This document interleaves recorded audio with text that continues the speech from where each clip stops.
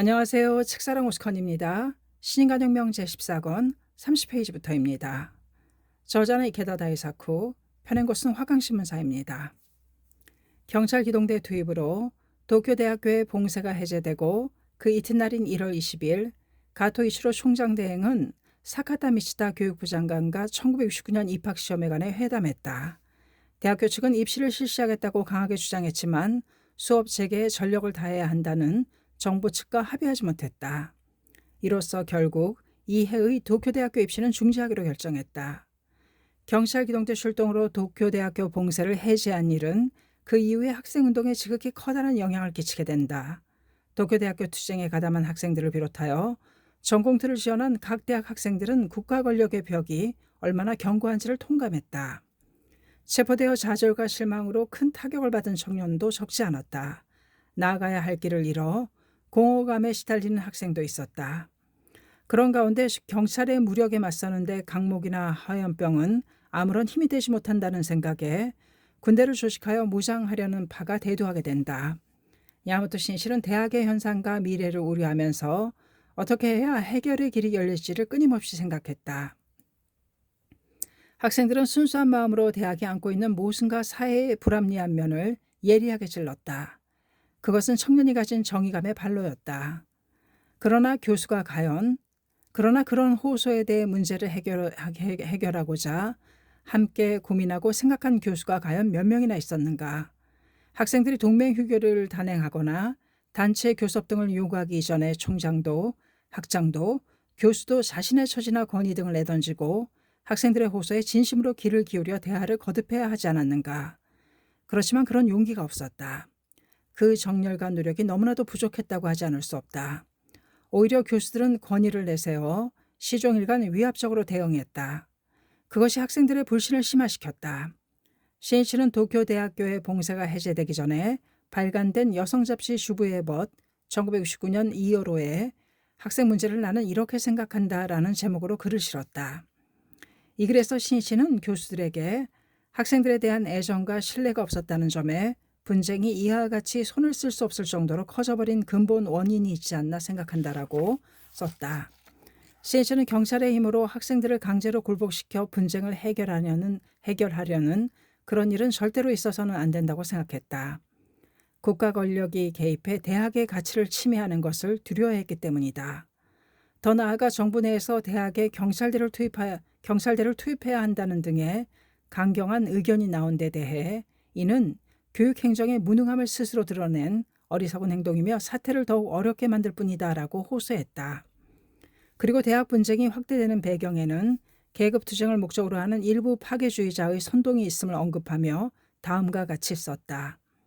그들이 일반 학생을 동원하여 오늘날의 소란을 일으키게 된 것은 그 나름으로 결함과 불합리성이 현실적으로 존재하기 때문이다. 따라서 해결의 실마리는 우선 그 결함과 모순을 시정하여 병의 근원을 제거하는 것에서 찾아야 한다. 또 학생들이 자신들의 순수한 동기와는 정반대로 폭력 행사라는 파괴적인 저항운동으로 치달은 원인은 확실한 이념이었기 때문이라고 지적하고 결코 폭력 행위는 용납해서는 안 된다고 호소했다.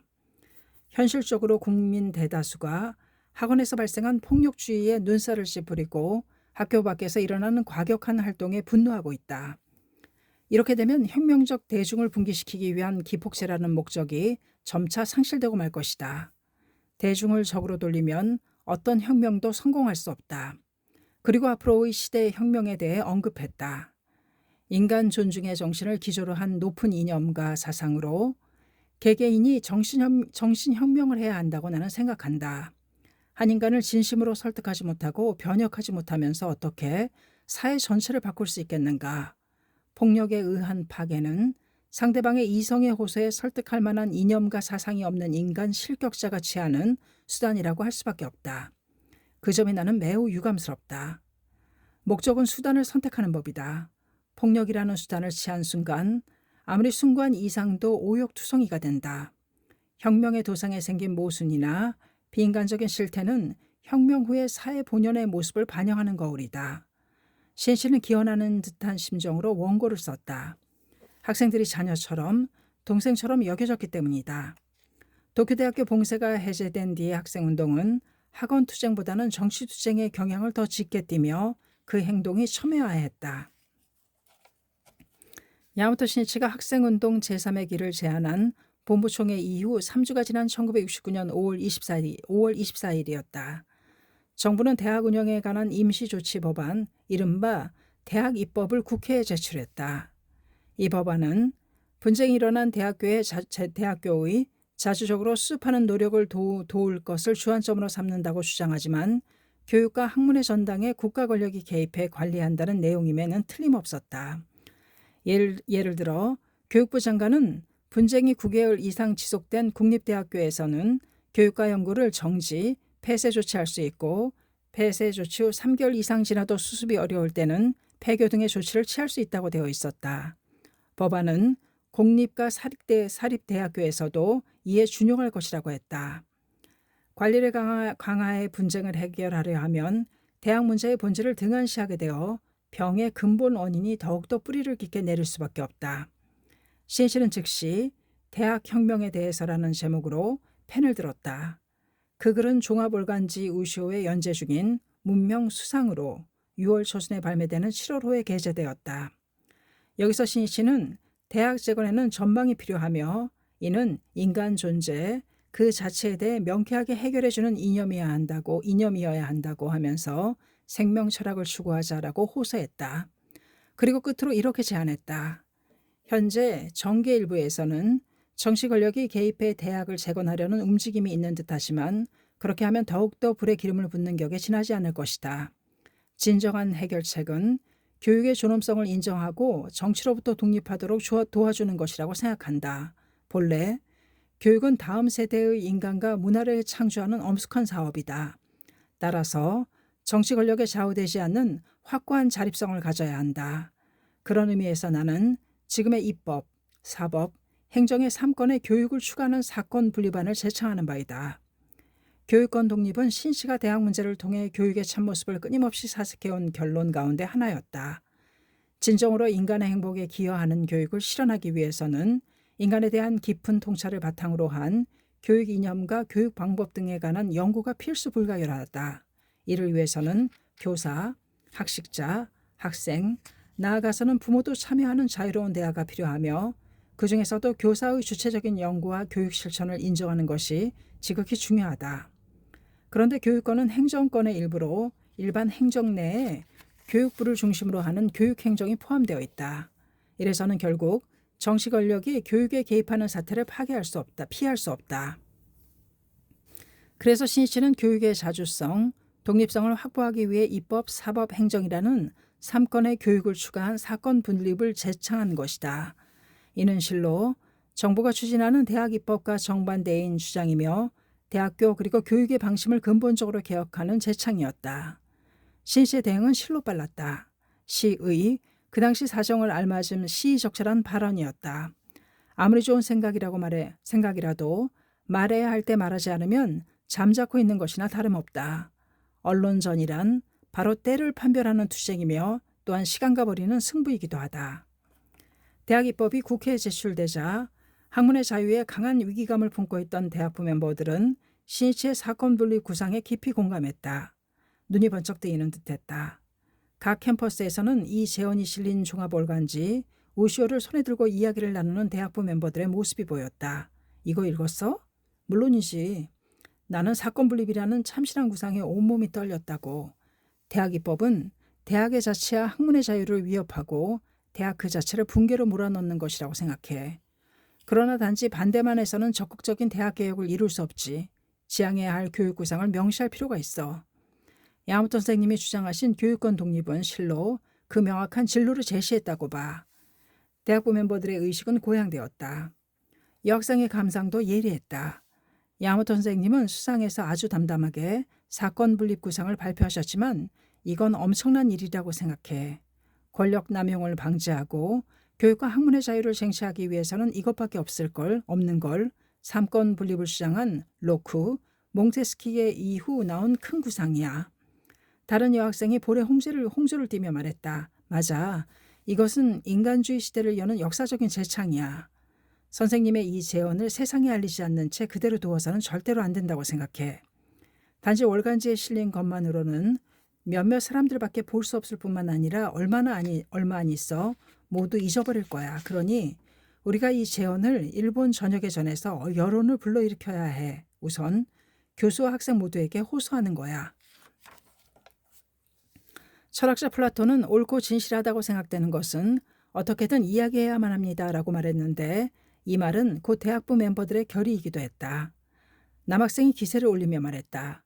꼭 그렇게 하자. 그리고 교육권 독립을 목표로 우리 모두 대학 입법 반대 운동을 일으키자. 찬성이다.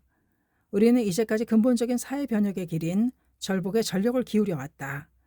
그러나 대학이라는 우리의 존재 기반을 위협하는 악법을 앞에 두고 반대 운동도 하지 않는다면 그건 학생으로서 무책임하다고 생각해. 자, 일어서자. 전국 각지의 캠퍼스에서 대학부 멤버들은 사건 분립을 외치고 대학 입법을 반대하기 위해 일어섰다. 입정왕국을 사명으로 하는 불법자로서의 자각이 사태를 묵과하는 것을 용납하지 않았다. 사건 분립을 제창한 문명수상 대학혁명에 대하여는 대학부 멤버들의 강력한 요청으로 대학부 기간제에 전제되었다. 멤버들은 이 신문을 들고 캠퍼스에서 혹은 거리에서 대학 입법 저지를 외치기 시작했다. 대학부 서기국에는 전국의 대학교에서 거의 날마다 대학 입법 저지 운동을 광범위하게 전개해야 한다는 요청이 들어왔다. 서기국도 이에 찬동하고 유지들이 중심이 되어 입법 저지를 위한 전국적인 협의회 결성을 준비하기 시작했다. 그리고 대학 입법 저지 전국 연락협의회를 결성하고 그 결성대회를 6월 26일 오후 도쿄 스기나미 공회당에서 열었다. 이 운동을 애타게 기다리던 대학부 멤버들도 적지 않았다. 규슈를 대표해서 참가한 나카야마 마사하루도 그중 한 사람이었다.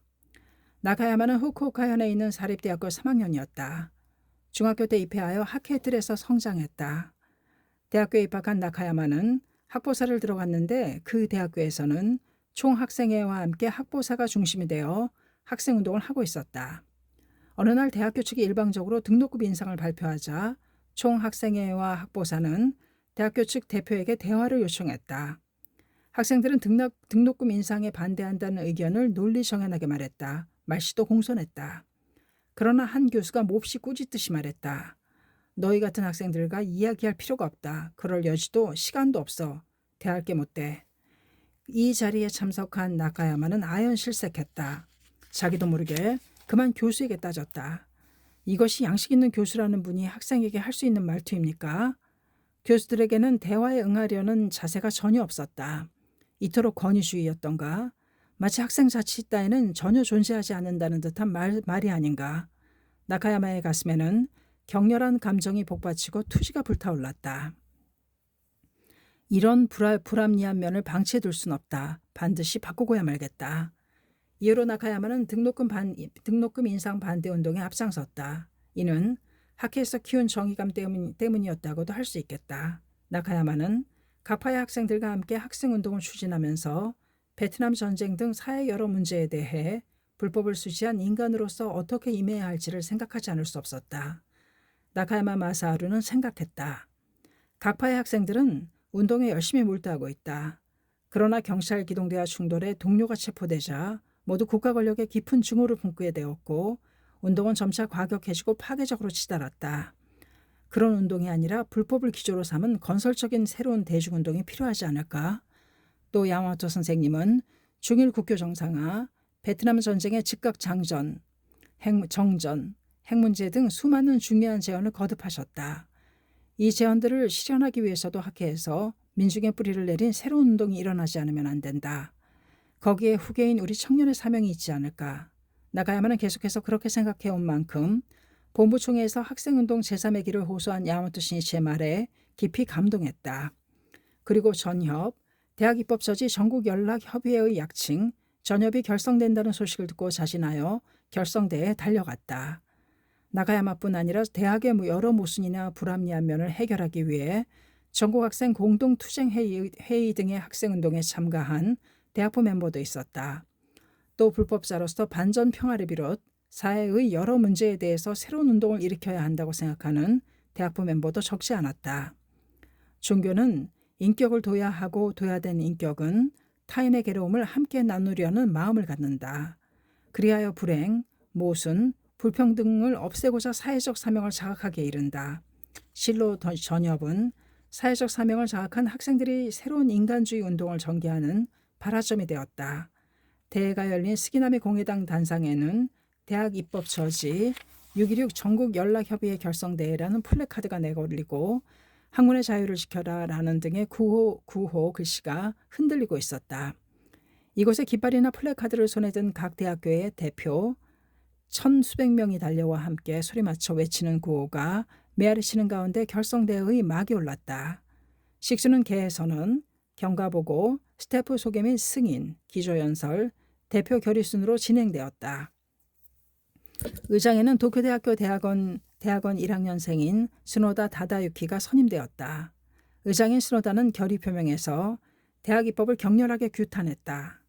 이 법안이 5년 시한 법안이라는 점만 보아도 안보 개정을 1년 앞두고 격해지는 학생운동에 대해 정부가 내놓은 치안 대책임이 분명하다. 더구나 정부는 이 법안으로 대학을 직접 관리하고 통제를 깨해 학문의 자유를 위협하는 교육에 대한 국가 권력의 부당한 개입을 목표로 하는 폭거를 단행하려 하고 있다.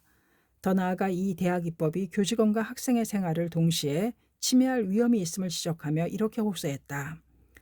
우리는 전국 주요 대학교에 있는 창각회 대학부의 유지 및 대학 입법에 반대하는 일반 학생들로 이루어진 그룹의 호소에 부응하고자 이에 대학 입법 저지 전국연락협의회를 결성하여 더욱 통일적이고 전국적인 행동을 국민 대중 앞에서 전개하는 바이다. 이 운동에 대해 정부가 강경한 태도로 맞서는 경우 우리 모두 학생들로 이루어진 압도적인 야외 대규모 항의 집회 등으로 단호히 일어서지 않겠는가. 이 자리에 모인 학생들은 찬동하는 박수로 응했다. 정부는 법안 통과에 기를 썼다. 지난해 12월 말에 시작된 제61회 통상국회는 5월 25일까지 150일간 열릴 예정이었지만 회기를 대폭 연장 8월 5일까지 222일간이라는 이례적인 장기국회가 되었다. 어떻게 해서든지 이 국회에서 통과시키겠다는 뜻이었다.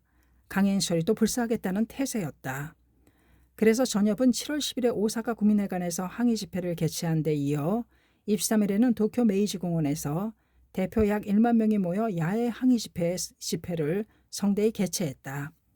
이 1만인 집회에서 우리 전협은 정부 및 국가 권력의 손에 대학의 생살여탈 권한을 양도한 대학 법안을 단호히 반대하며 정부의 행포를 분쇄할 때까지 철저히 투쟁할 것을 선언하는 바이다라는 항의 성명을 발표했다. 그러나 그런 학생들의 절규를 비웃기라도 하듯 이튿날 24일 대학운영 임시조치 법안은 중의원 문교위원회에서 강행 처리되었다. 이 폭거는 야당의 맹렬한 반발을 초래했다. 그렇지만 계속해서 7월 29일 밤에는 중의원 본회의에서도 가결되어 대학 법안은 참의원에 송부되었다. 대학부 멤버들은 압도적인 다수의 학생들이 반대하는 법안을 강행 처리하는 폭거에 분노를 터뜨리며 억울해했다. 그리고 정치를 움직이는 의석수라는 현실을 뼈저리게 느끼고 선거의 중요성을 통감했다. 남자대학부는 7월 30일부터 8월 3일에 걸쳐 총본산에서 전기와 후기로 나뉘어 각각 2박 3일로 학예 강습회를 열었다. 정기의 이틀째인 31일 저녁 운동장에서는 전국 야외 통일 집회를 개최했다. 참여연에서 가결되면 대학 법안은 성립되어 버리므로 이 통일 집회는 입법 저지를 위한 대학부 멤버의 마지막 총걸기를 촉구하는 모임이 되었다. 전국에서 모인 학생들은 각 숙소에서 시 대여를 짜고 대학의 깃발이나 플래카드를 내걸고 운동장으로 향했다. 야마토 신이시는 각 부의 학예 강습회 참가자들도 지도하고 격려하기 위해 총본산에 머무르고 있었다.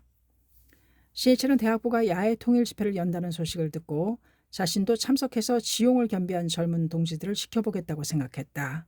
신이치는 대학 입법 규탄을 위해 일어선 학생들의 심정을 가슴 아플 정도로 잘 알고 있었다.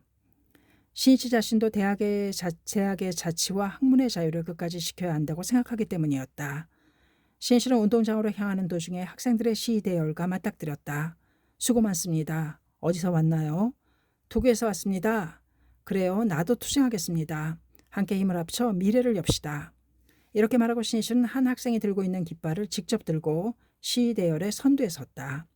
그리고 학생에게 후르라기를 빌려 삑삑하고 불면서 깃발을 들고 가슴을 펴고 행진하기 시작했다. 거기에 맞춰 학생들은 입법 저지, 투쟁 승리라고 외치면서 그 뒤를 이었다.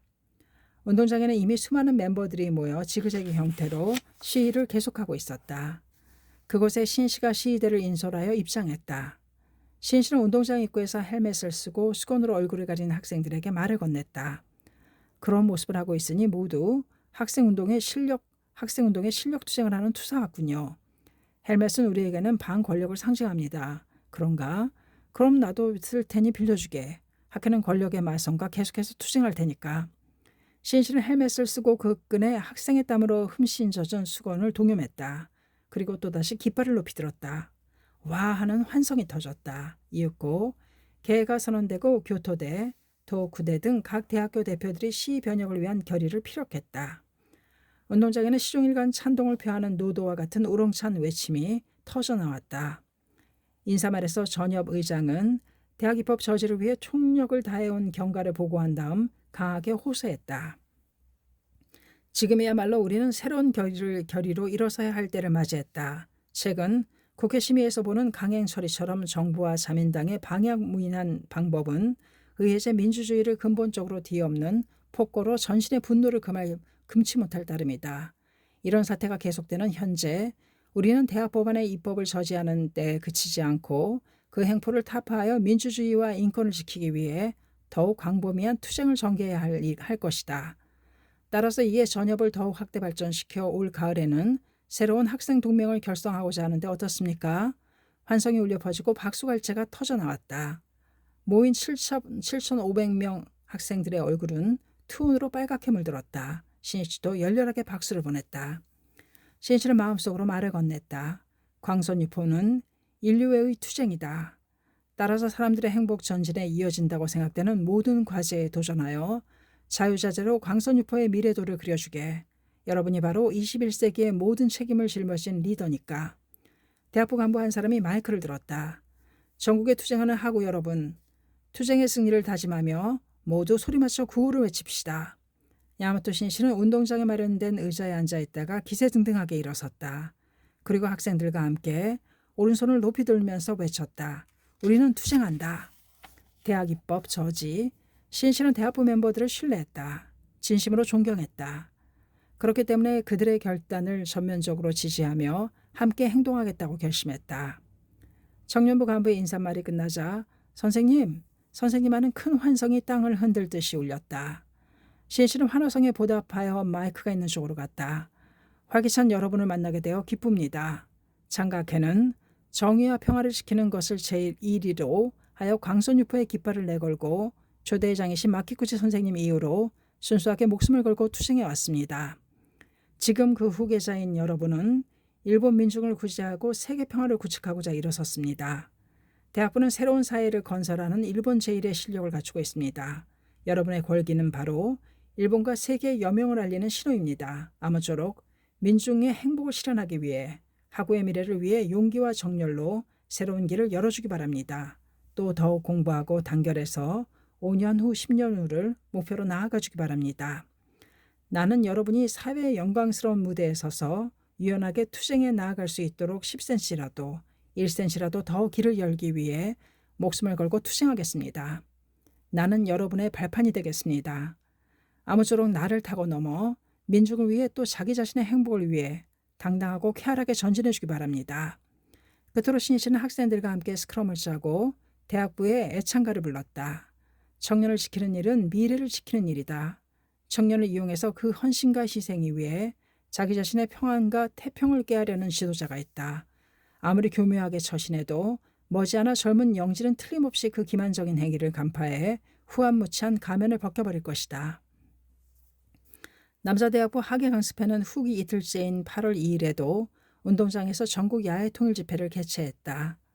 전날 밤부터 계속해서 내리던 비도 오후에는 그치고 구름 사이로 내비치는 햇빛을 받아 나뭇잎이 지푸르게 빛나고 있었다.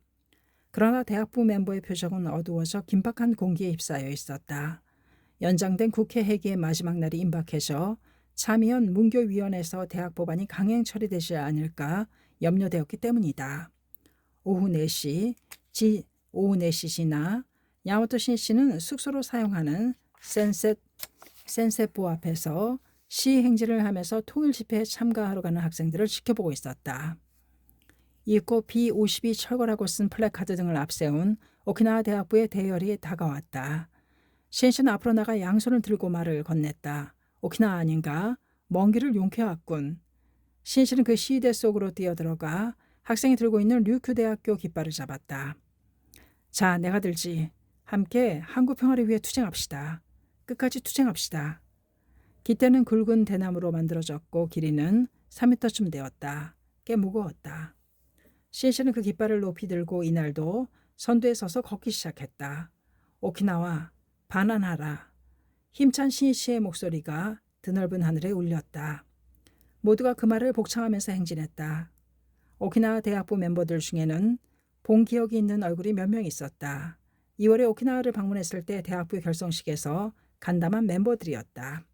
그 중에서 볼에 홍조를 띠고 모두를 리드하는 듯 한층 더 크게 외치는 날쌔고 용감한 인상의 청년이 있었다. 오키나와 대학부 서기장인 모리야마 미스히로였다. 그는 깃발을 들고 자기들과 함께 시위하는 시인씨가 오키나와 대학부에 매우 큰 기대를 걸고 있음을 느꼈다. 이 무렵 오키나와를 본토에 복귀시키려는 운동은 날이 갈수록 고조되는 양상을 보였다.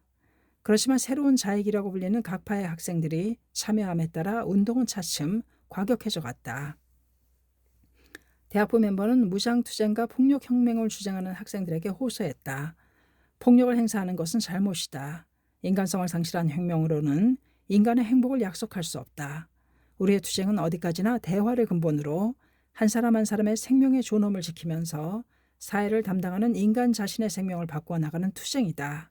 인간혁명을 기축으로 사회를 바꾸어 가야 한다. 또 계급투쟁이나 사회체제 변혁으로는 인간의 불행을 근본적으로 해결하지 못한다. 학회운동이야말로 가장 평화적이고 근원적인 혁명이다. 또 과격한 신자익파 학생에게 이렇게 단언하는 멤버도 있었다. 자네가 말하는 계급투쟁이 옳은지 학회운동이 옳은지는 언젠가 반드시 규명되겠지. 서로의 인생을 걸고 결과를 끝까지 지켜보지 않겠는가. 야마토 신시는 미군 기지가 들어서 있는 오키나와 대학부 멤버들의 분투를 누구보다도 잘 알고 있었다. 그렇기 때문에 신시는 오키나와를 방문하면 어떻게 해서든 시간을 내어 대학부 멤버들을 만나 대화와 격려를 거듭해왔다. 또 이해 3월 말에 열린 대학부 전국부원회에 오키나와에서도 멤버가 참가한다는 소식을 듣고 신시는 저서에 희화하여 대표에게 주었다. 그때 오키나와 서기장인 모리야마 미스히로에게는 오키나와를 잘 부탁하네라고 적었다. 신실은 생각했다. 지금 대학부 멤버의 부모들은 오키나와 전쟁으로 차마를 입고 생사의 갈림길에서 헤맸던 세대다. 그리고 전쟁 후에는 미국의 정치 지배하에서 갖은 고초를 겪으면서 열심히 자기 자녀를 키우며 평화를 바라는 꿈을 의탁했다. 그렇게 해서 성장한 그들에게는 오키나와의 평화와 번영을 가져오고 사람들을 행복하게 해야 할 책임과 의무가 있다. 이른바 그들이야말로 오키나와의 행복을 책임지는 세대라고 해도 좋다. 그런 오키나와 대학부 멤버들이 투지에 넘친 모습으로 참가에게 신시는 기뻐 어쩔 줄 몰랐다. 깃발을 높이 들고 흔들면서 구호를 계속해서 외치는 신시의 몸에는 땀이 뿜어져 나오고 있었다. 어느 사이엔지 신시의 목소리는 오키나와 반환하라에서 오키나와 힘내라로 바뀌어 있었다. 대학부 학예 강습회 후기 때 실시한 전국 야외 통합 집회는 오후 5시 전에 개회하여 각 대학교 대표와 전협 의장들이 잇따라 호소했다. 참여한 문교위원회에서 대학 법안이 강행 처리될 듯한 상황에서 열린 통일 집회다. 학생들은 분노에 불탄 날카로운 언변으로 잇따라 정부를 규탄했다. 야마토 신실은 31일에 열린 정기 통일 집회에서 당시에는 인사말이나 지도를 할 계획이 없었으며 이날도 대학부 멤버를 지켜볼 마음으로 참가해 시종 찬동하는 박수를 보냈다. 그렇지만 마지막에 신씨에게 무엇인가 말해주기를 바라는 학생들의 큰 박수가 그칠 줄 모르고 이어졌다. 신씨는 일어섰다. 그리고 오른손을 쥐고 구호를 외쳤다. 우리는 민중을 위해 투쟁한다. 곧이어 생기발랄한 참가자들의 목소리가 후지산 기슭에 메아리쳤다. 우리는 21세기의 평화와 행복을 위해 단호히 승리한다. 계속해서 신씨는 외쳤다. 나는 그대들의 성장을 기대한다. 신씨의 기대와 염원을 담은 구호가 되었다. 그런 다음 신씨는 간결하게 말했다. 불법이라는 인간주의 철학을 수지한 대학부 멤버의 전진이야말로 혼미스러운 일본을 그리고 세계를 구제하고 평화를 실현하는 힘이라고 나는 굳게 확신합니다. 여러분을 위해 나는 목숨을 걸겠습니다. 여러분이야말로 나의 보배입니다. 그 성장을 지켜보는 일이 바로 내 인생 최고 최대의 기쁨입니다. 자, 민중을 위해 투쟁합시다. 위풍당당하게, 용기 있게, 정의로운 전진을 개시합시다. 저녁놀이 물들기 시작한 하늘에 젊은이의 환호성과 박수 소리가 널리 퍼졌다. 다시 시 대열을 짜고 활기차게 퇴장하는 참가자들을 신실은 언덕 위에서 전송했다. 그 모습을 본 학생들이 열렬히 손을 흔들면서 외쳤다. 선생님, 선생님. 신이치도 크게 손을 흔들어 응답했다. 엷은 주홍색 하늘을 바람이 스쳐 지나갔다. 그 하늘처럼 신이치와 대학부 멤버들의 마음과 마음을 가로막는 것은 아무것도 없었다. 엷은 저녁놀이 지는 가운데 손을 계속해서 흔드는 야마토 신이치 회장의 모습을 보고 눈물을 글썽거리는 한 청년이 있었다. 2달 전에 입회한 도쿄의 시립대학교 2학년인 모리 다카시다. 모리는 대학 교수의 인간성에 낙담하고 그것이 하나의 계기가 되어 학생운동에 빠졌던 경험이 있었다. 모리는 홋카이도 하코다테 출신이다. 아버지는 국철에 근무하면서 중간관리직이 되었지만 4명의 자녀가 있는 집안 생활은 결코 넉넉하지 않았다. 모리의 누나는 이제 막 대학교를 졸업했고 2 여동생들도 대학교 진학을 희망했다. 모리는 집에 부담을 주지 않으려고 신문 배달 장학생으로 신문 보급소에서 일하면서 대학교에 가는 길을 선택해 도쿄에 있는 사립대학교에 들어갔다. 그렇지만 보급소에서 지내는 생활은 모리가 예상한 것 이상으로 힘들었다. 아침에는 새벽 3시 반까지 일어나 조간을 배달하고 나서 수업에 들어간다. 그리고 오후 2시 반 무렵에는 석간을 배달하기 위해 학교에서 출발해야 했다. 그런 다음에는 수금하거나 신문부수 늘리는 일이 기다리고 있었다. 쉬고 싶어도 쉴 수 없었다. 또 대량 생산화하는 대학교의 모습에도 실망했다. 일본 무도관에서 개최한 입학식, 대형 교실에서 마이크를 사용한 수업, 교수에게는 정열이나 인간성이 느껴지지 않았다. 모리는 사람들로 가득 찬 캠퍼스에서 고독하기만 했다. 비교적 사람 수가 적은 수업에서 이런 일도 있었다. 아르바이트를 하지 않으면 생활비를 마련할 수 없기 때문에 수업에 잘 나오지 못하는 고학생이 있었다. 그런 그가 오랜만에 수업에 출석했다. 그 고학생의 얼굴을 보고 교수가 차갑게 말을 내뱉었다. 뭐야? 자네 살아있었나? 교실에 한바탕 웃음이 일었다. 해마다 1명 정도는 어딘가에서 죽거나 행방불명이 된 사람도 있죠. 그 학생은 아무 말 없이 머리를 숙이고 말았다. 교수는 농담으로 말했을지 모르지만 청년을 키운다는 마음이 전혀 느껴지지 않았다. 모리는 1달쯤 지났을 때 거의 수업에 나가지 않았다. 매너리즘에 빠진 강의에는 아무런 매력도 느끼지 못했다. 또 일에 지쳐 수업에 나와도 졸려서 머리에 아무것도 들어오지 않았다. 땀투성이가 되어 신문을 돌리고 부수를 늘리고자 머리를 조아리며 돌아다니느라 심신이 몹시 피로해진 채 보급소와 대학을 왕복하기만 하는 생활이었다. 나는 도시 한 구석에서 달아 없어지는 하층 노동자야 라고 생각했다. 대학교에는 그런 모리와는 대조적으로 부모 덕에 고급 물건으로 시장하고 스포츠카를 타고 돌아다니며 놀고 지내는 그런 부잣집 자녀도 있었다. 모리는 그런 학생들을 볼 때마다 자신이 무척 비참하게 여겨졌다. 그 무렵 친구에게서 공산주의 사상에 관한 이야기를 들었다. 자본주의 사회에서는 일부 부르주아 계급이 수많은 프롤레타리아 계급을 지배하며 착취하고 압박한다. 그래서 자기를 나아가 사회를 해방시키는 계급투쟁이 필요하다. 사회 불평등을 느끼던 모리는 착취와 계급투쟁이라는 말에 매료되었다. 모리는 이 친구가 소속한 반일본 공산계파에 들어가 마르크스 사상을 열심히 배웠다. 무장투쟁을 주장하는 과격한 파였다. 시위에도 참가했다. 돌이나 화염병도 던졌다. 다른 대학교의 투쟁을 응원하러 가는 경우도 있었다. 모리는 불타고 있었다. 나는 투쟁하고 있는 거야 라는 마음에 일찍이 없던 충만감을 느꼈다. 이윽고 모리는 경찰의 낙인이 찍혀 형사의 감시를 받게 되었다. 보급소에 있으면 이곳에도 폐를 끼치게 되고 자유롭게 투쟁에 참가할 수도 없다. 이곳에서 나가자. 대학 1학년 가을 모리는 항의 집회에 간 이후로 보급소에 돌아가지 않았다. 모리는 일단 고향으로 갔다.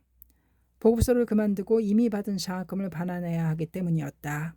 신문 보급소에 있으면 공부를 할 수 없어 그만두고 싶다라는 모리의 말을 믿고 아버지가 대신 장학금을 반환해 주기로 했다. 도쿄에 돌아온 모리는 작은 자취방을 얻었다. 그것은 같은 파 동료들의 집합 장소가 되었다. 모리는 혁명을 몽상하면서 아르바이트로 생활비를 벌었다. 시위 때는 의기양양하게 깃발을 들었다. 경찰 기동대와 맞서다 쓰러진 사람에게 깔려 죽을 뻔하다 겨우 목숨을 건져 도망쳐 나온 적도 있었다.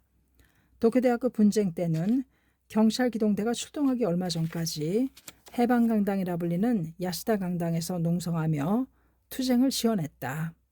경찰 기동대가 돌아온 날은 오차노미즈역 주변을 해방구로 만들고자 도로에 바리케이트를 치는 학생들과 행동을 같이 했다. 그 무렵 고향에서 아버지가 사업에 실패하여 건강 상태가 나빠졌다는 연락이 왔다. 2학년에 올라갈 무렵인 1969년 3월 하순에 모리는 하코다테로 돌아왔다. 아버지는 친척과 분쟁이 있었는데다 부하 직원이 일으킨 불상사의 엄중한 관리 책임을 추궁당한 이유로 노이로제 상태가 되고 말았던 것이다. 아버지의 얼굴에는 생기가 전혀 없었다. 아버지는 다카시를 보자 괴로운 흉금을 털어놓으며 일을 그만두고 도쿄에서 살고 싶다라고 말했다. 다카시는 들은 척도 하지 않았다. 아버지는 자본주의 국가체제를 뒷받침하는 철도의 중간관리직이고 부르주아 계급을 추종하는 작은 시민이다. 그런 반혁명적인 아버지와 가족의 굴레로 묶이면 사회주의 혁명을 수행할 수 없다. 그래서 아버지 일에 관여하기를 애써 피하고자 했다. 모리는 결별할 생각으로 아버지에게 말했다. 저는 학생운동을 하고 있습니다. 앞으로는 활동가로서 혁명을 위해 살아가겠습니다. 뭐? 아버지는 몸을 부르르 떨었다. 아버지는 특공대에서 살아남은 사람으로 전형적인 국수주의자이기에 공산주의를 몹시 싫어했다. 다카시를 도쿄에 보낼 때도 너는 말려들기 쉬운 성격인데 학생운동만은 절대로 하지 말아라 라고 몇 번이고 말했다. 아버지와 언쟁이 벌어졌다. 어차피 아버지는 인정하지 않을 테니까 저는 제 길을 갈 겁니다. 아들은 이미 죽었다고 생각하세요. 아버지 얼굴에 낙담하는 기색이 돌았다. 그날 밤 아버지는 잠자리에 들어서도 잠을 이룰 수 없었던 모양이다. 몇 번이고 일어나서는 특별히 하는 일도 없이 서성이다 다시 이불 속으로 들어갔다. 이튿날 아버지는 바다에 뛰어들어 자살을 기도했다. 구조되어 병원으로 옮겨졌으나 의식이 돌아오지 않았다. 며칠 후 아버지는 숨을 거두었다. 나 때문에 돌아가셨어. 내가 죽인 거야. 모리는 자신을 계속해서 가책했다. 장례식을 마치고 도쿄로 돌아와서도 몹시 괴로워하면서 나날을 보냈다. 고뇌하는 아버지에게 손 한 번 내밀려고 하지 않은 채 냉담하게 대한 것이 혁명의 길이라고 생각한 자신이 후회스러웠다. 또 자신들은 프롤레타리아 계급의 전이 되라고 규정하고 있었지만 가족 사이를 부득이 단절하는 이런 운동으로 대중과의 진정한 연대가 가능하겠느냐는 의문도 생겼다. 이대로 운동을 계속하면 어머니도 아버지들을 따라갈지 모른다는 위기감도 들었다. 모리는 아무것도 할 마음이 생기지 않았다. 아니, 살아가는 기력조차 점차 잃어갔다. 그런 모리의 모습에 염려에 따뜻한 말을 건네고 격려하는 부인이 있었다. 자취방 주인이다. 부인은 학회원이었다. 모리는 이 부인에게서 이전에도 몇 번인가 불법에 관한 이야기를 들은 적이 있었다. 그렇지만 종교는 아편이라고 단정하고 있었기에 귀담아 들으려고 하지 않았다. 부인은 또다시 신심 이야기를 하기 시작했다. 좌절감으로 큰 타격을 받은 모리가 이번에는 귀를 기울였다. 때때로 정석으로 대들며 반론해도 부인은 빙긋 웃는 얼굴로 상냥하게 받아주었다. 그리고는 망설이지 않고 신앙의 필요성을 설명했다. 괴로움은 반드시 극복할 수 있다고 확신을 가지고 하는 말에서 진심으로 걱정해주는 마음이 모리에게 뼈저리게 전해졌다. 모리의 방으로 집주인인 부인뿐 아니라 장년부와 대학부 멤버도 찾아와 불법이 설하는 생명의 법리를 말했다. 색신불이, 의정불이, 절대적 행복경애, 인간혁명, 그 하나하나에 인간을 통찰한 깊이가 있으며 신선한 울림이 있었다. 또 모두가 말하는 신앙체험에는 각자의 고뇌에 정면으로 맞서 도전하고 극복한 감동이 있었다. 각자 내면적인 고뇌를 어떻게 하면 극복할 수 있는가? 그것은 인간이 살아가는 데에 가장 중요한 테마임에도 불구하고 마르크스주의에는 해결의 길이 제시되지 않았다. 그러나 불법에는 그 해답이 있었다. 게다가 모리의 마음에 강하게 울려 퍼진 것은 불법 대하에서 들은 도다시의 2대 회장의 말이었다. 중생을 사랑해야만 하는 투쟁이다. 그런데 청년 중에는 부모도 사랑하지 않는 그런 자가 많은데 어찌 타인을 사랑할 수 있겠는가. 그 무자비한 자신을 극복하고 부처의 자비의 경지를 획득하는 인간혁명의 투쟁이다. 모리는 전적으로 옳은 말이라고 생각했다. 인간의 도덕성과 혁명이 서로 모순되지 않고 융합된 사상에 깊은 관심을 가졌다. 그리고 우리는 학회원의 따뜻한 마음에 끌렸다. 학생운동의 세계에도 동지로서의 결합이나 연대는 있지만 운동론에서 사소한 의견 대립으로 서로 중화하고 결렬하는 적이 되는 경우가 적지 않았다. 프롤레타리아 해방이라는 지극히 인간적인 요소가 운동의 기점인데도 운동하는 가운데 배려나 인간적인 온정을 느끼는 경우는 좀처럼 없었다. 모리는 마음속으로 필사적으로 종교를 부정하면서도 차츰 학회에 끌렸다. 그렇지만 신심을 하면 같은 파의 동료를 배반하는 게 아니겠냐는 생각이 들었다. 2달 남짓 고민한 끝에 6월 모리는 입회하기로 결단을 내렸다. 신심을 시작하고 2주쯤 지났을 무렵 같은 파의 동료들이 찾아왔다. 그들은 최근에 왜 운동에 참가하지 않느냐고 다그치며 자아 비판을 하라고 강요했다. 모리는 같은 파의 동료에게 아버지 사설로 시작된 마음의 갈등을 이야기하며 새로운 인생의 길을 찾아 창가학회에 들어갔다는 사실을 털어놓았다. 나는 아버지에게 아무런 격려도 희망도 드리지 못했다. 프롤레타리아가 독재하는 사회를 실현해도 인간의 내적인 고뇌가 해결되지 않는 한 인간 해방은 없지 않은가. 그러나 창가학회가 내세우는 불법 사상은 인간의 정신적인 고뇌나 숙명에서 해방되는 길을 제시하고 있다. 나는 이 창가학회의 신앙의 인생을 걸어보고 싶다. 모리의 결심은 단단했다. 모두 말문이 막혔다. 결국 어쩔 도리가 없다는 표정을 지으며 돌아갔다. 입회한 모리는 필사적으로 근행 창제에 힘썼다. 하루라도 더 일찍 신앙을 확신하고 싶었다. 신심을 시작하고 얼마쯤 지나자 아버지의 죽음을 맞은 이후로 마음속 깊이 쌓여있던 무력감이 사라지고 생명력이 넘치는 것을 느꼈다. 어둠을 부수고 태양이 떠오르는 듯한 느낌이었다. 모리는 과감하게 홍교를 시작했다. 이전에 신문보급소에서 만난 동료와 학우를 잇따라 절복했다.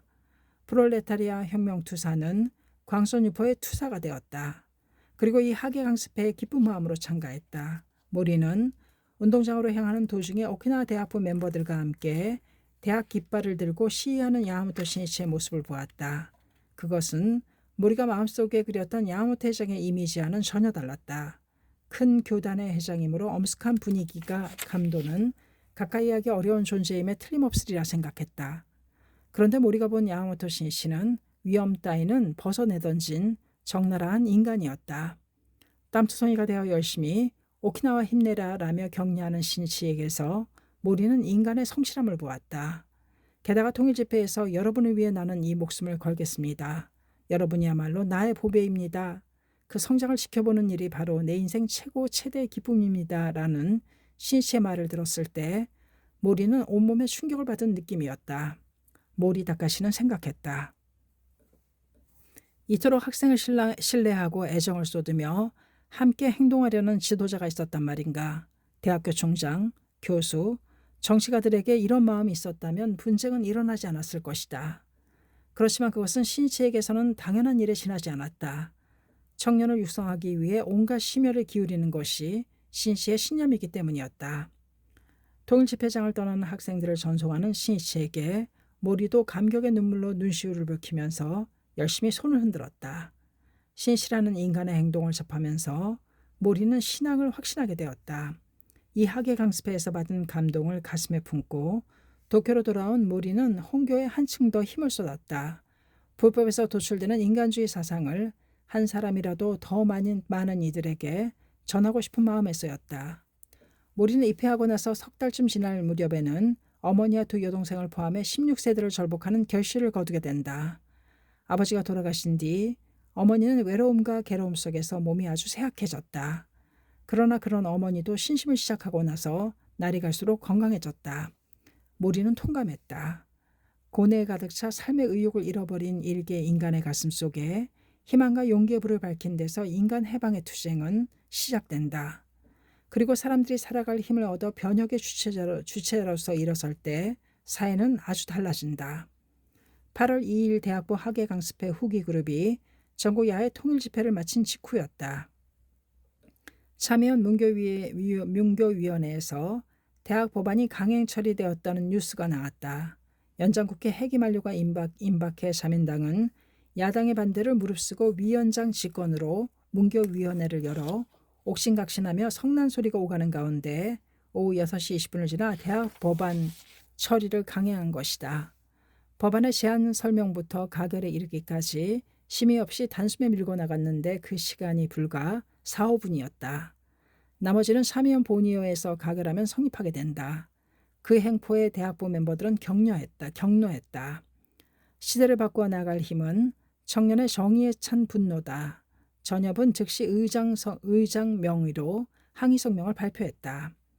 이것은 의회제 민주주의를 짓밟는 폭거이며 대학 분쟁의 불길에 더욱 기름을 끼얹는 격일 뿐이다. 법안을 강행 통과시키려는 정부와 자민당의 태도는 실로 학문의 자유를 파괴하는 폭거이며 나아가서는 문화를 파괴하려는 파쇼라고 단정할 수밖에 없다. 우리는 이 대학 입법 저지를 위해 더욱 강하게 투쟁할 것을 국민 여러분께 호소함과 동시에 정부의 행포에 단호히 항의할 것이다. 또 이튿날 3일 오전에는 강행 처리에 대한 항의 전달을 도쿄 도내에 있는 주요 7개 역 앞에서 일제히 배포했다. 그런 다음 전협 대표는 국회를 방문해 자민당을 비롯하여 야당 대표들과 회견, 대학 법안 폐안을 요망하는 진정서를 직접 건네고 대학 입법에 단호히 반대한다는 취지를 강하게 호소했다. 더 나아가서 참여연 부의장, 총무처 장관, 교육부 장관에게도 진정서를 직접 건넸다. 그러나 이날 밤 자민당의 의회의 혼란을 틈타 의장 발의로 대학 법안을 날치기 통과 단계로 몰고 갔다. 시민은 전혀 실시하지 않고 기립 다수결로 순식간에 통과시킨 것이다. 참으로 의석수에 의존한 일방적인 폭거였다. 의회 정치의 아버지라고 추앙을 받는 오자키 유키오는 국회를 의사당은 이름일 뿐이고 실은 표결당이다라며 한탄했는데 실로 이때도 의사 없이 표결이 진행되었던 것이다. 8월 17일 마침내 대학 운영에 관한 임시조칙법이 시행되었다. 이 시점에서 교육부는 국공사립을 모두 합쳐 66개 학교를 분쟁학교로 간주하고 이 중에 18개 학교를 이른바 중증학교로 결정했다. 이 결정으로 당황한 각 대학교는 경찰 기동대를 투입하여 강제로 수업을 재개했다. 제압의 승리는 교육의 패배나 다름없다. 경찰 기동대에 에워싸여 재개된 수업은 도무지 정상화와는 거리가 멀었다. 학생들이 제기한 문제는 무엇 하나 해결되지 않은 채 대학 자치와 학문의 자유만 뺏기게 되었다. 대학 운영 임시조치법이 시행되자 흉포한 권력에 대처하기 위해서는 이를 능가하는 무력이 필요하다는 이론이 점점 대두되었다. 9월 5일 각 대학교의 전공투, 전국학생 공동투쟁회의 전공투와 혁명적 마르크스주의파를 제외한 반1003개의 각파가 합류해 전국적으로 전공투 연합이 결성되었다. 각 파가 여기에 합류한 데는 어느 정당파에도 소속되지 않는 학생 대중의 힘을 자기 편으로 끌어들이려는 의도가 강하게 작용했다. 이로써 전공투 내부에서 파의 색깔이 강하게 드러나면서 주도권 다툼 등으로 내분이 더욱 격심해졌다. 그리하여 대다수 학생들의 마음은 전공투에서 점차 멀어지게 된다. 순수한 목적에는 심정적인 지지를 보내면서도 무장투쟁이라는 방법의 비인간성과 과격함에 의문을 품게 되었다. 전협의 일원으로서 대학 입법 저지에 힘을 쏟아온 대학부 멤버들은 바로 그 강경 처리에 크게 분노하며 권력의 폭출을 저지할 대규모 운동이 필요함을 통감했다. 또 무엇보다도 이를 계기로 학생운동의 흐름이 폭력투쟁으로 가속화되고 있음을 우려했다. 그렇게 되면 순수한 동기에서 일어나 사회 모순을 지적해온 운동도 결국은 잔혹한 파괴 행위에 지나지 않기 때문이다. 한시바삐 새로운 학생동맹을 탄생시켜야 한다. 맞는 말이다. 민중과 함께 투쟁하는 평화적인 학생운동의 길을 열자. 대학부 멤버들은 힘차게 행동을 개시했다. 하계 강습회의 야외 집회에서 발표했듯이 전협의 멤버가 중심이 되어 학생동맹 결성을 추진하고 9월 25일에는 결성준비위원회가 발족, 명칭도 신학생동맹, 약칭 신학동이라고 결정했다. 각 대학 캠퍼스에서는 신학동에 가맹하는 신청을 접수했다. 신학동이라는 기간지 발간도 결정하고 강령도 만들었다. 마침내 격동의 시대에 들여진 어두운 밤에 희망의 새 별이 빛나려 하고 있었다. 지용을 겸비한 젊은이가 대학혁명을 위해 그리고 평화창조를 위해 드디어 본격적으로 일어섰다. 10월 19일 도쿄 시부야구 요요기 공원의 신학동이라고 쓰인 흰색 헬멧이 빽빽이 들어찼다. 제북단인 홋카이도와 제남단인 오키나와를 비롯해 각지에서 모인 368개 대학교 7만 5천여 명의 학생들이었다. 중앙에 설치된 무대 위에는 신학생동맹 결성대회라는 플래카드가 내걸리고 대회 장소에는 파란색, 빨간색, 노란색, 흰색 등 각 대학교의 각양각색의 깃발이 펄럭였다. 제3의 길을 개척하노라 낡은 건의를 무너뜨려 승리의 스크럼을 짜자. 개하기 전에 가랑비가 부슬부슬 내렸지만 대회 장소에는 열기가 넘치고 어깨동무를 하고 부르는 발랄한 노랫소리가 드높이 울려 퍼졌다. 비가 그친 오후 1시 대학부 멤버들이 염원해온 신학동 결성대회의 개회가 선언되었다. 매스컴 관계자는 우선 그 수에 놀란 모양이었다. 당시 학생운동의 동원력은 일본 공산계 약 4만 7천 명과 반일본 공산계 약 4만 2천 명이라고 한다. 따라서 신학동 7만 5천여 명은 학생 집회로서는 최대 규모다. 의장단 선출에 이어 결성준비위원회 메이지대학교 4학년생 오카야마 마사키가 신학동 결성에 이르기까지의 경과를 보고하고 이어서 인사, 규약, 강령을 발표했다. 인사에서는 전협 의장을 맡고 있던 스노다 다다유키가 의장에 취임, 부의장에는 오카야마 마사키와 교타대학교 대학원 석사과정 2학년생인 오타니 히로아키가 그리고 서기장에는 도쿄대학교 2학년생인 무라타 고지가 취임했다. 또 강령은 다음과 같았다. 세계적인 규모로 기존의 체제와 기가 가치관이 붕괴하기 시작했다. 서구적 근대 시민사회의 산물인 근대 합리주의에 입각한 모든 사상과 철학의 한계를 드러낸 것이다. 그 원인은 근대 합리주의의 인간 부재에 있다. 그것은 인간 본질에 대해 깊이 파악하지 못하고 인간 자신의 변혁을 성취하는 사상과 철학이 되지 못한 데에 현대사가 혼란해진 근원이 있다. 우리 신학동은 무엇보다도 인간성을 바르게 파악하고 인간 생명 존중을 제1위로 삼는 생명 철학을 사상적 배경으로 하여 새로운 학생운동을 전개하고자 하는 바이다. 또한 강령에서는 근대 합리주의가 초래한 온갖 소외 형태와 인간성 상실을 언급하고 오늘날의 대학혁명의 가장 중요한 포인트는 인간 생명을 지향하는 생명 철학을 기축으로 하여 새로운 인간관의 바탕을 둔 새로운 학문을 만들어내는 데 있다고 보았다. 그리고 4가지로 나누어 신학동의 임무를 언급했다.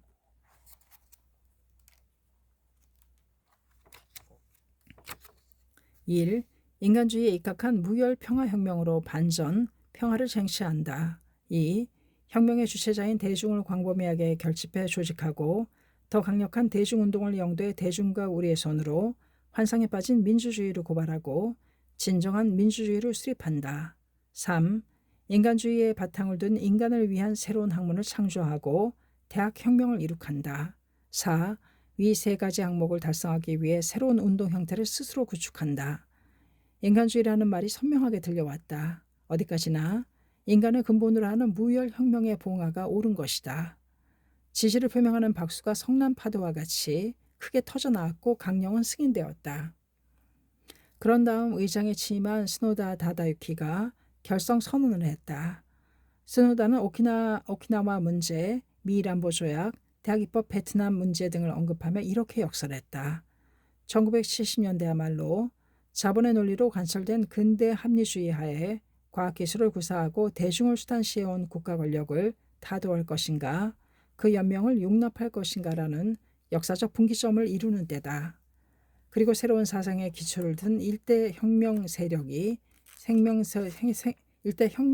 결집이 가장 중요한 과제라는 사실을 말하며 이렇게 힘껏 외쳤다. 우리는 다음 세대를 구축할 역사의 주체자임을 자각하여 지금 전국 368개 대학교 12만 명의 학우와 수많은 시민 대중이 연대해 신학생동맹을 결성할 것을 내외에 선언하는 바이다. 하늘은 두터운 구름에 뒤덮여 있었다. 그렇지만 그 구름을 뚫고 나아가기라도 하듯 천둥소리 같은 박수소리가 하늘에 메아리쳤다. 결성대회 선언이 발표되자 도쿄대, 와세다대, 오사카대 등 3개 대학교 대표가 열렬한 기백으로 결의를 피력했다. 이어서 서기장에 취임한 무라타 고지가 단상으로 올라갔다. 무라타는 먼저 반전 평화의 1970년대, 새로운 학문 창조의 1970년대, 대중과 함께 투쟁하는 1970년대라는 슬로건을 발표하고 미일 안보의 문제점을 논하며 오키나와의 무조건적인 즉각 반환, 북방 영토 반환, 주일 미군 기지 철거, 세계 각국과 평화 우호 조약 체결, 중일 국교 회복 등의 투쟁 방침을 말했다. 참가자들은 찬동하는 박수로 이를 채택했다. 마지막에는 7만 5천여 명이 함께 소리에 맞춰 외친 커다란 구호가 주변의 숲에 울려 퍼졌다. 우리는 투쟁한다. 새로운 학문 창조의 장을 만들자. 이어 자유주의와 공산주의라는 두 사상을 지향하는 인간주의에 입각한 학생운동이 새로운 제3의 길을 건설하기 시작하였다. 그것은 일본 공산계, 반일본 공산계라는 지금까지 학생운동의 범위를 초월한 발상을 달리하는 독자적인 운동이었으며 그런 의미에서도 스튜던트 파워, 학생의 힘에 제3의 길을 제시했다고 할 수 있다. 신인간혁명 제14권 77페이지까지였습니다. 감사합니다. 책사랑 오죽헌이었습니다.